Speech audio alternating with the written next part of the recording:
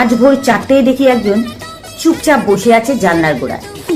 ভাবলাম এত সকালে এত ভাবনা কিসে? কিন্তু মানুষটাকে দেখে মনে হচ্ছিল জীবনের সব দুঃখ কষ্ট নিয়ে যেন ধ্যানে বসেছে।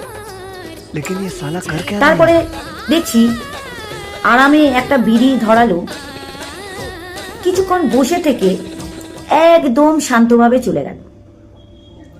আমি ভাবলাম লোকটা বোধহয় খুব কষ্টে রয়েছে বা শরীরটা খারাপ, এরকম হতে পারে যে কোনো মানুষের।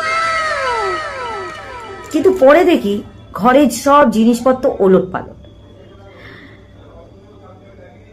আমি যেখানে জিনিস রেখেছিলাম সেই জিনিসগুলোও দেখছি ওলট পালট। পরে দেখছি লোকটা তো জিনিস নিয়ে কিছু গেছে, তারপরে দেখুন আমার এই গেঞ্জিটা এরকম ভাবে ছিঁড়ে দিয়েছে, উল্টো দিকে দেখাচ্ছে।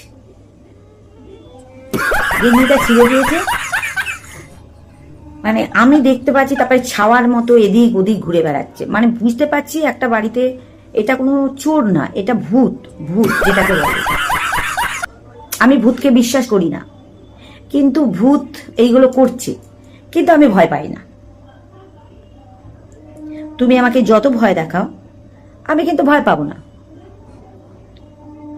কোন দিন দেখবে আমি ভূত সেজে বসে আছি, তুমি এসে ভয় পেয়ে যাবে, সেটা কিন্তু একটুখানি আমাকে এবার খেয়াল রাখতে হবে।